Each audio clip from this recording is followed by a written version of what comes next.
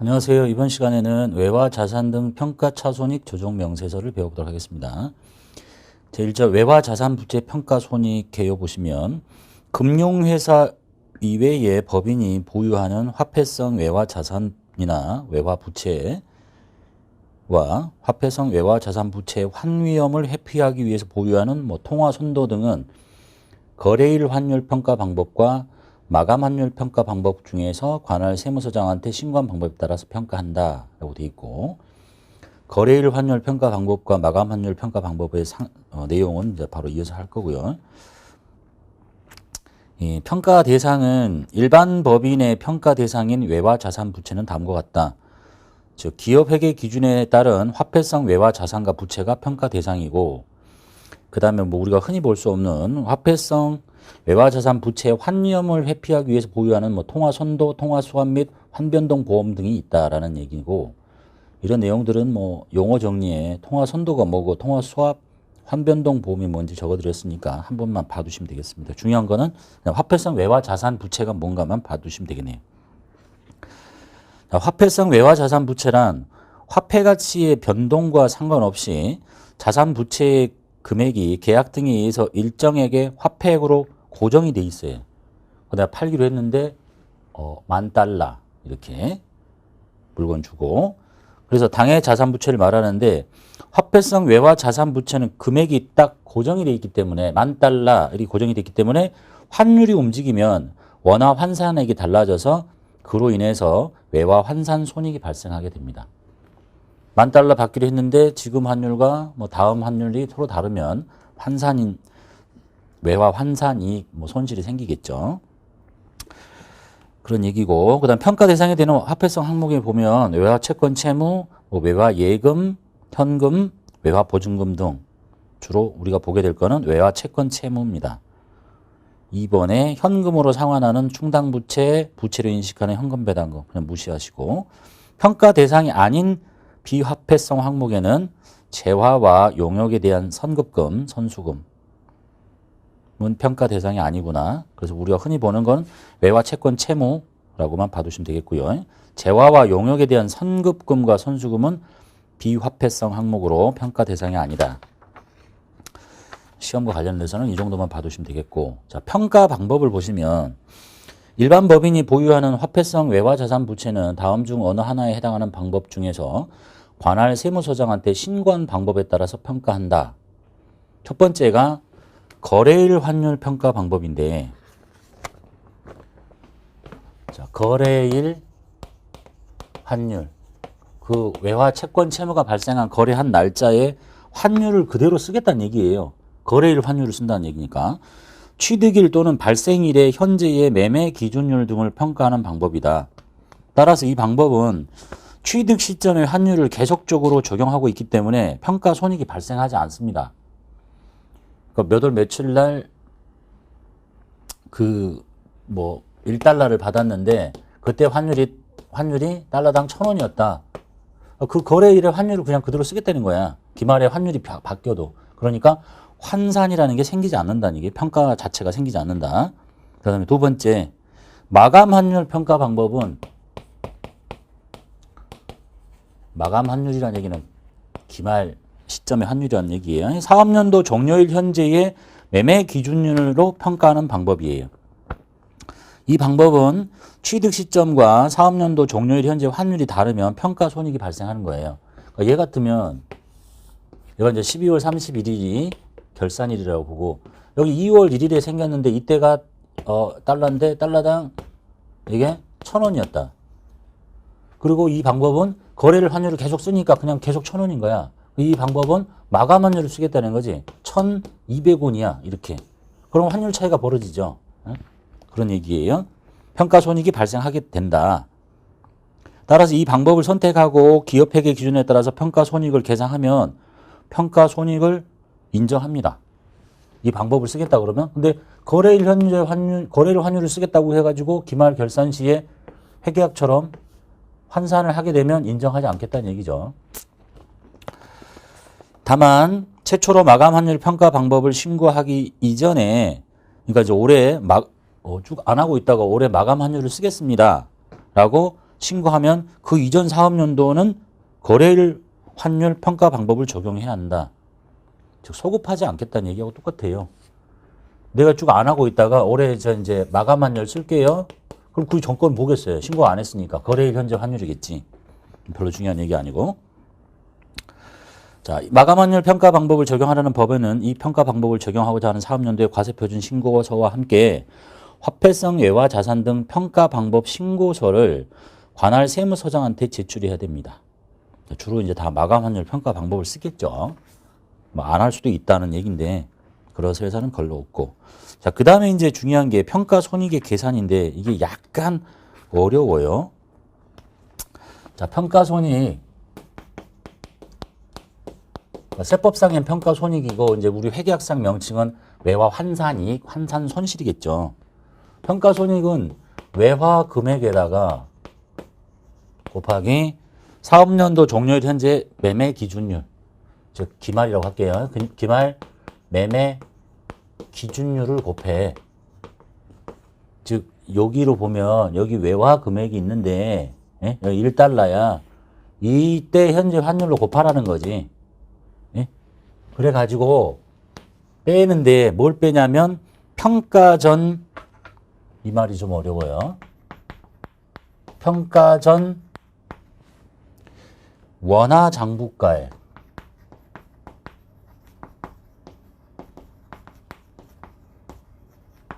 평가 전에 원화 장부가액. 쉽게 얘기하면 이거예요.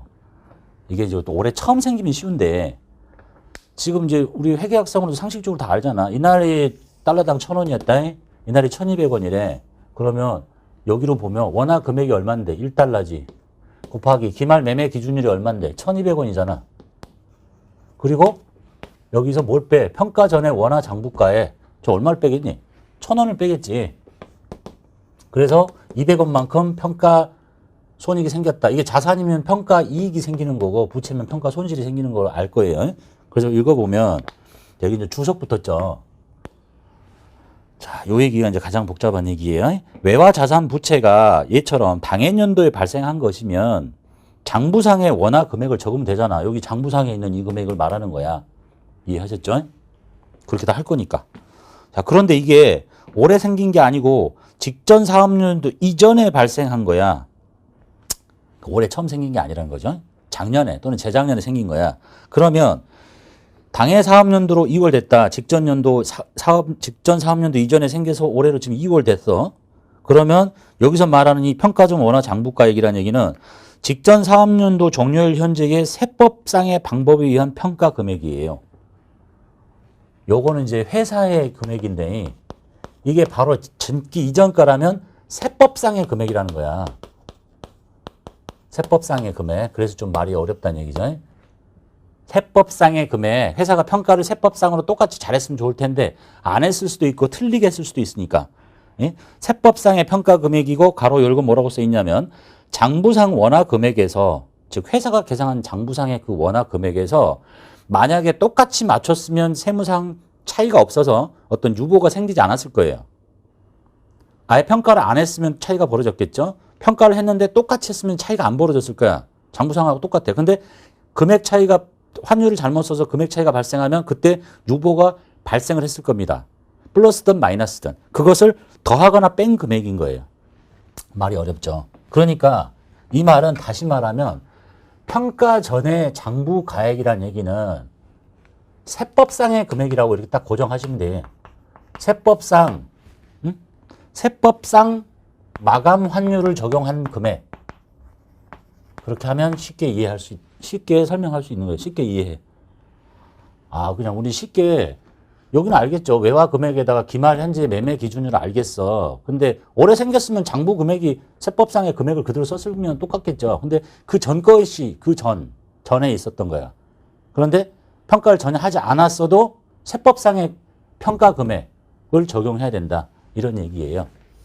자, 만약에 이제 다음 연도가 됐어요. 여기 12월 31일이 됐어. 이때 달러당 1,300원이 됐다 칩시다. 그러면 여긴 이렇게 하겠지. 1달러 곱하기 1,300원.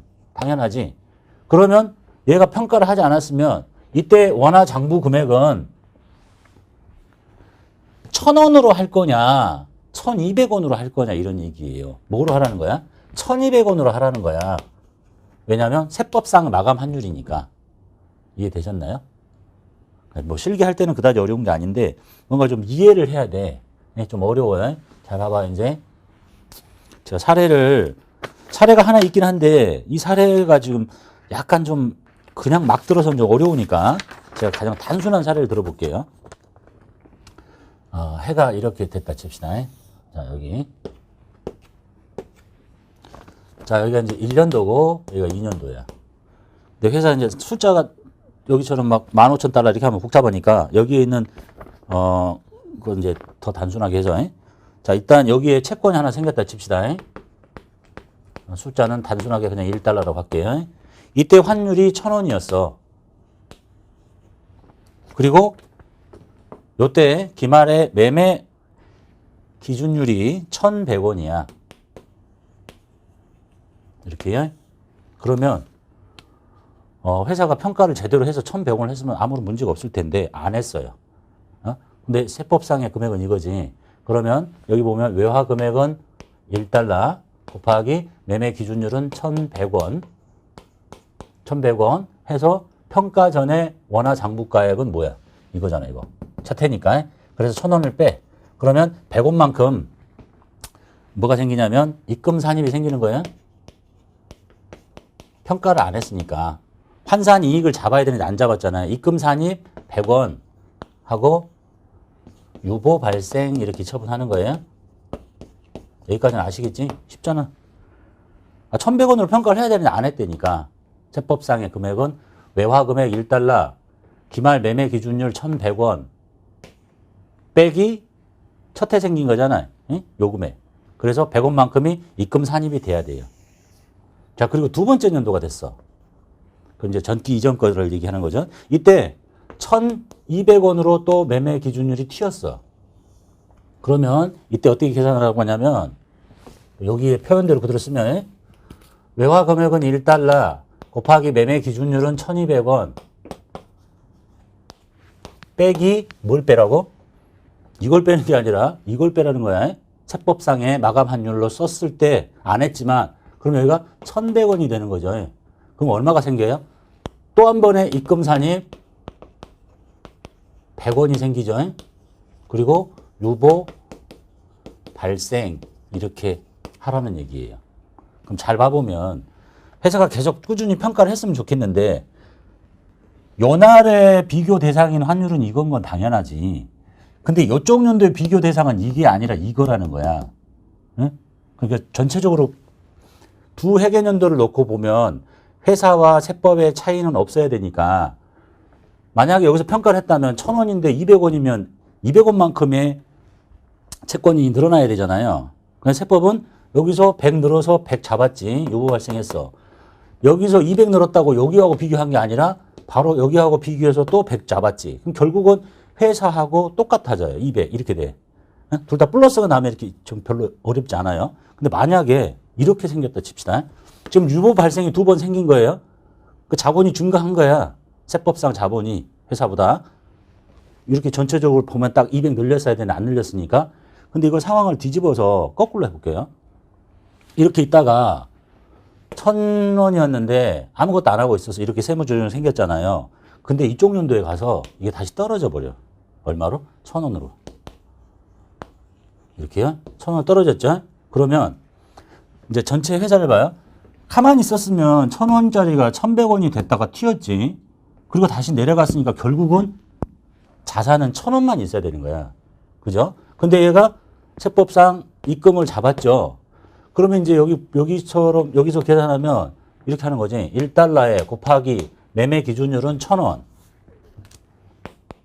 그리고 뭘 빼라고 그랬냐면 세법상 이 금액을 빼라고 그랬죠. 이걸 뺀 게 아니라 그럼 1,100원을 빼봐. 그럼 여기가 마이너스 100원이 되는 거죠. 그럼 뭐가 되는 거지? 이제 입금 잡았던 거를 정반대 세무조정 송금 산입을 시켜줘야 돼. 송금 산입 100원. 이렇게 봐요. 이 회사 전체로 보면 1,000원이 1,100원에 튀었다가 1,000원도 다 떨어졌으니까 그냥 1,000원인 거지. 근데 세법상 입금 산입 시켜놨죠. 유보 발생 시켜놨어. 그리고 다시 송금을 잡아 내렸어. 그럼 두 회계연도 합치면 똑같은 거지. 입금 100, 송금 100이니까. 그런데 자본 차이가 벌어지면 돼야 안 돼? 안 되잖아. 1,000원이 그대로 1,000원이니까. 그래서 이때 유보 발생이 아니라 유보 감소로 사라져야 된다는 얘기예요. 두 회계 기간을 딱 합치면 똑같아지도록. 예? 지금 이게 핵심인 거야. 계속 오르고 있으면 유보 하면 되는데 올랐던 것이 떨어지면 이때 생겼던 유보를 없애줘야 된다는 얘기야. 왜냐하면 1,000원으로 맞춰야 되니까. 요 논리. 그래서 지금 이 뒤에 이제 봐야 될 사례가 있는데 이 사례가 지금 15,000달러가 곱해진 거니까 그거를 빼고 그냥 1달러를 가지고 설명을 해볼게 일단. 그래야 조금 더 이해하기 쉬울 것 같으니까. 자, 이번에는 이제 부채거든요. 왜냐면 이게 실제 사례에 나왔기 때문에 이제 출제된 문제이기 때문에 해놓은 거고요. 여기 이제 봐봐요. 아, 여기로 보면 2기 돼 있거든요. 2기, 3기. 그리고 이때 날짜는 없지만 환율이 1달러라고 1,150원이었대요. 거기 예제 보면 그래요. 2기 12월 20일이구나. 그러니까 여기가 이제 12월 20일인데 1,150원짜리가 15,000달러거든요. 그냥 1,150원 1달러로 보고. 그리고 나서 여기 12월 31일에 환율이 1,180원이야. 그냥 1달러를 가져갈게요. 그러면 여기로 보면 외화 금액이 1달러. 기말 매매 기준율 1,180원. 곱했죠? 빼기 요나 거 빼면 되지. 마이너스 1,150원. 5, 6, 7, 8. 30원만큼 부채죠. 평가 이익이 생긴 게 아니라 부채가 늘어났으니까 환산 손실이 생긴 거야. 환산, 이름은 중요하지 않아. 환산 손실이 생겼으니까 비용을 안 잡았잖아. 그래서 손금 산입 시켜야 되는 거지. 손금 산입 얼마? 30원. 그리고 부채 차이 벌어졌죠. 유보 발생. 이렇게 하는 거예요. 여기다가 15,000달러 곱하면 책처럼 사례가 45만 원 유보 발생하고 똑같은 거예요. 그래서 외화 환산 손실을 안 잡았잖아. 외화 환산 손실 과소 계상했으니까 송금 산입해라. 유보 발생 이렇게 했어요. 그리고 나서 이쪽 연도의 환율을 보니까 이 환율이 1,020원으로 뚝 떨어졌어요. 부채가 늘었다가 30원 늘었다가 뚝 떨어졌거든요. 이제 얼마 떨어졌냐면 160원. 106, 7, 8. 맞죠? 160원 떨어졌어요. 자, 그래서 이제 여기로 보면 계산식이 1달러. 맞죠? 곱하기 얼마? 1,020원. 그리고 빼기 요거. 180. 이렇게 빼라고 돼 있거든요. 그럼 얼마니? 여기가 160원. 맞죠? 160원. 6, 7, 8. 이렇게. 자, 이제 이름으로 보면 이런 거예요. 부채가 늘어났다가 환산 손실 잡았죠. 환산 손실 송금 산입 시켜줬어. 근데 이제 부채가 줄었으니까 환산 이익이 생긴 거지. 그래서 이제 입금 산입을 해야 돼. 입금 산입 금액은 160인데 160원 이렇게 하는 게 아니고 여기 핵심이 이거예요. 잘 봐봐요. 회사 전체로 보면 두 회계연도를 묶으면 똑같아야 된다 그랬어. 회사는 아무것도 하지 않아서 1,150원짜리가 결국은 1,020원이 된 거야. 예? 그러면 이게 얼마 차이냐면 암산이 안 된다. 1,150원, 1,020원 하면 130원. 즉 130원만큼 부채가 줄어야 되는 게 맞아요. 예? 130원만큼 부채가 줄어야 되는 게 맞아. 자본 차이가 130원이 나야 되는데 이렇게 하면은 160원이 되는 거죠. 그래서 여기 있죠, 여기. 이때 송금 산입 시켜줬던 것이 이쪽으로 와가지고 다시 입금 산입 30원. 그래서 유보 감소. 얘는 당연히 유보 발생이겠죠. 유보 발생을 하고 이것만 하고 땡치는 게 아니고 이것만 해버리면 어떻게 된 거야?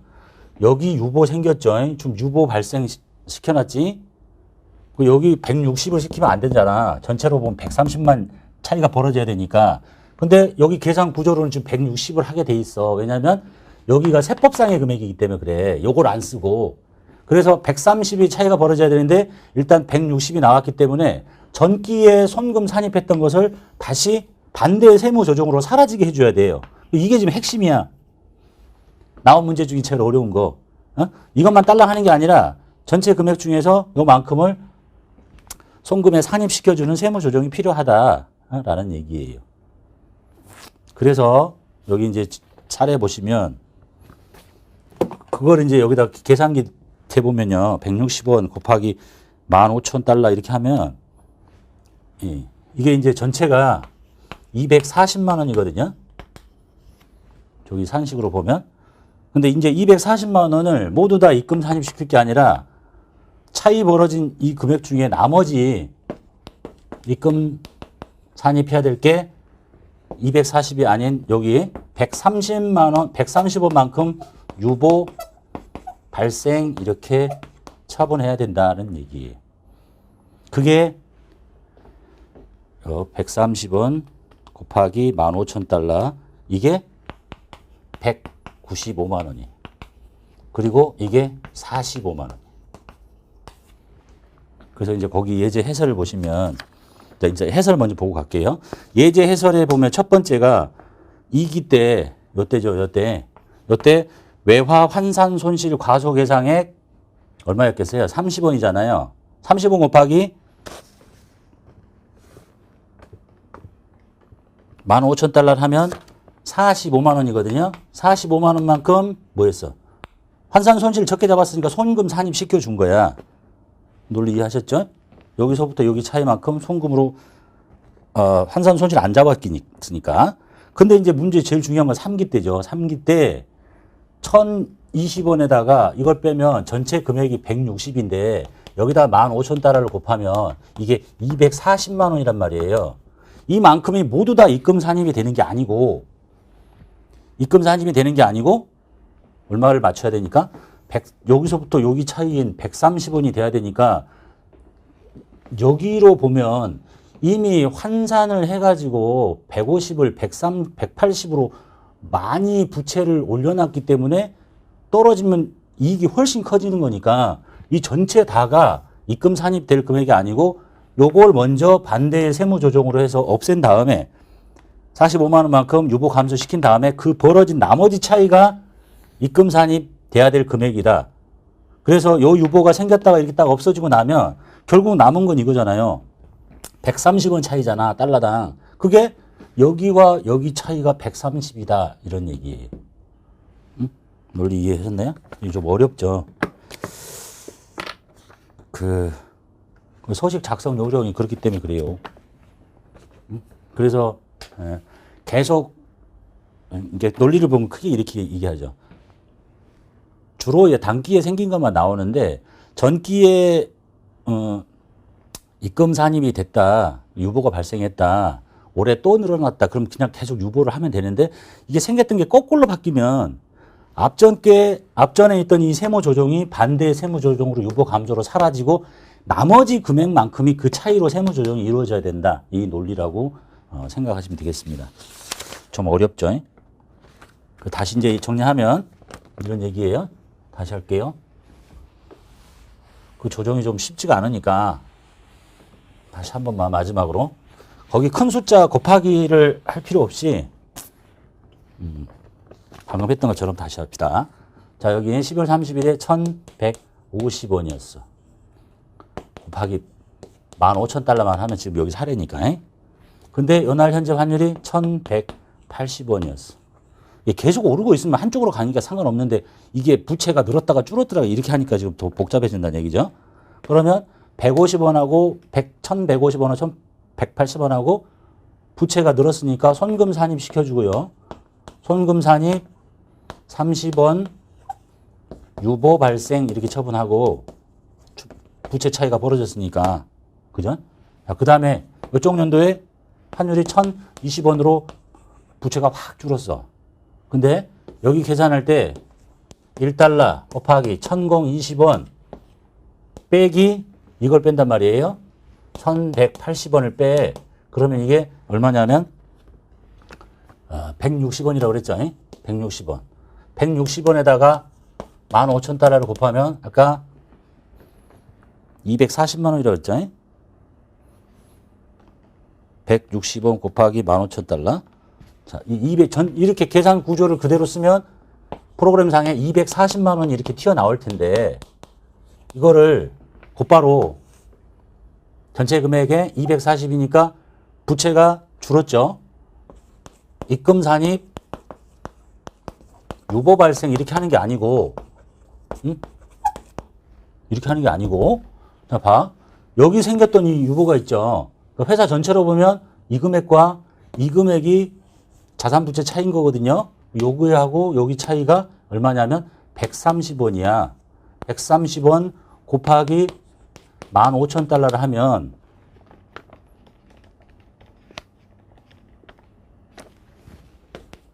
$195만 원만큼 차이가 벌어져야 돼요.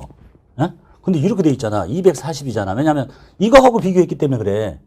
그래서 요거 중에 이거를 다시 손금산입으로, 손금산입이 아니지, 이제 반대 조정으로 입금산입으로 30원 곱하기 15,000달러 하면 45만 원이에요. 이거를 유보 감소시키고, 그리고 여기서 이것 뺀 이 나머지 금액을 입금 산입 130원을 하면 이게 유보 발생으로 하면 여기 130원에다가 15,000달러 곱하면 이게 195만 원이야.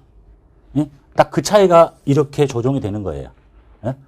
그래서 이 전기에 생겼던 거 없앤 나머지만큼이 돼서 이렇게 회사의 전체 금액과 똑같아져야 된다는 논리를 갖고 있다. 그래서 조금 어렵다라는 얘기입니다. 그거를 해설해 보면 여기 있는 숫자에다가 15,000달러를 곱한 게 45만 원, 195만 원, 240만 원의 뜻이라고 보시면 돼요. 어려우니까. 이것이 이제 주로 208이라고 해서 돼 있죠. 우리 실기 가면 208에서 이렇게 똑같은 문제를 만나게 되거든요. 그럼 왜 저런 세무 조정이 생기는가를 이해를 해야 되니까 설명을 드리는 겁니다.